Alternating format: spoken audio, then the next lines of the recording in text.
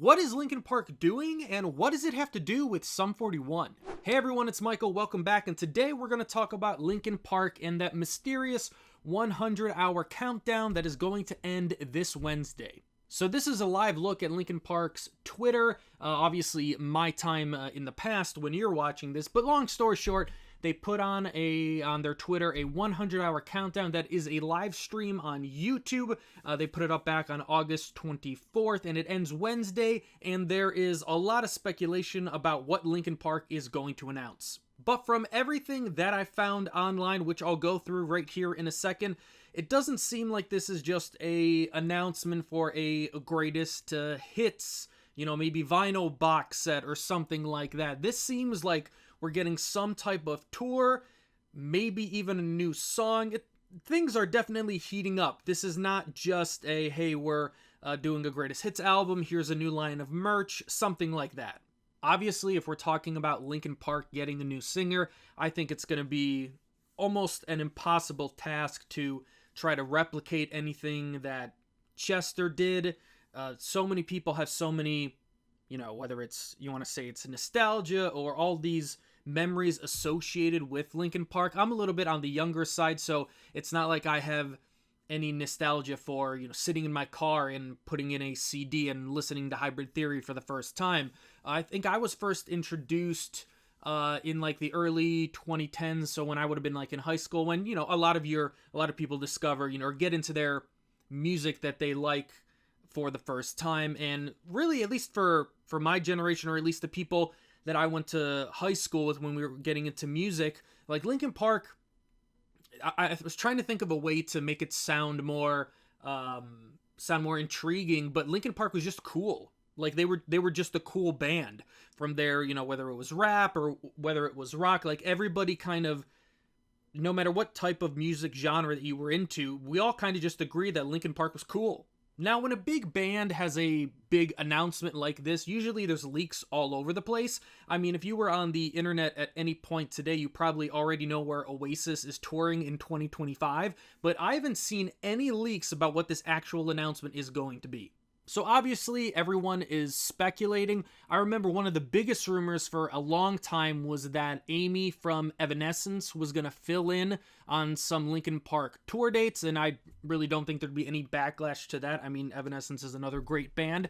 But the big kind of change in everything happening, at least as I'm recording here on Monday night, was out of left field, out of nowhere. I don't think anybody had this on their Linkin Park bingo card, was that Sum 41 posted that there's going to be a announcement focusing on just Sum 41's lead singer, Derek, and it's going to also happen to be on Wednesday.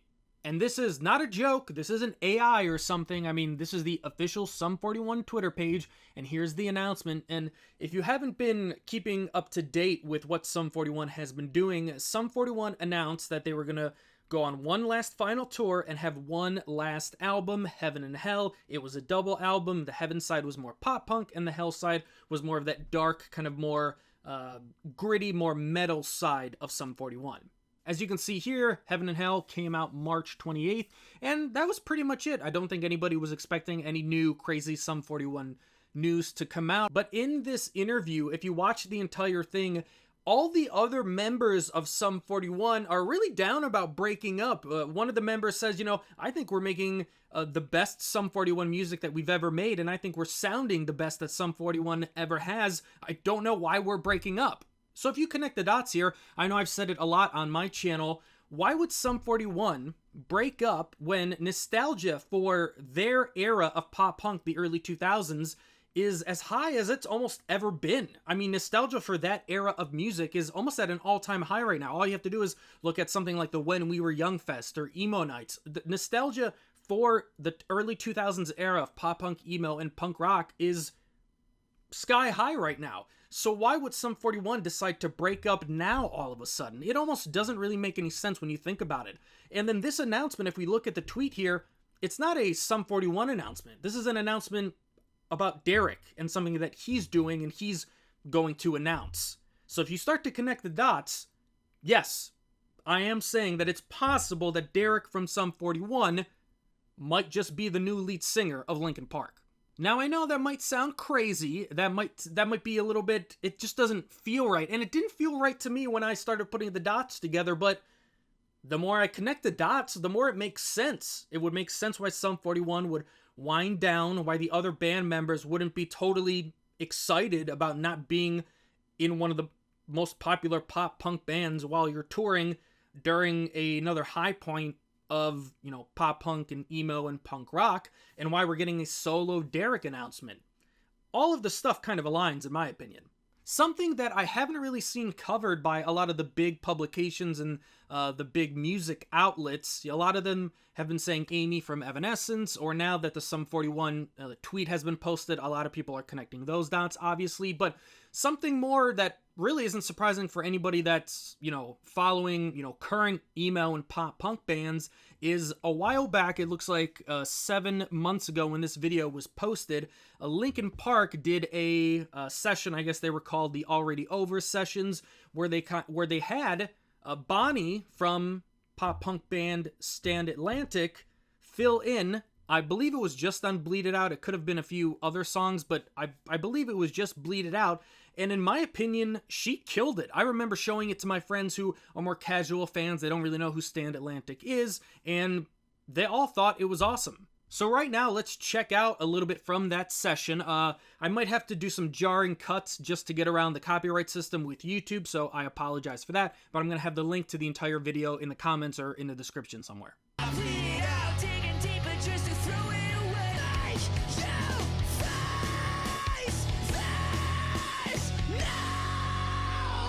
I don't know how you could listen to that and not be excited. I've also seen a lot of the rumors that it might be a rotating cast of vocalists. Depending on like your city, you might get a different kind of vocalist. So I don't know how that would go over. I think that's super interesting as well. I mean, do you get a rotating cast of Amy from Evanescence, Derek from Sum 41, and Bonnie of Stand Atlantic, or, you know, somebody else that hasn't, you know, been rumored, or at least there isn't an obvious connection that we can find online.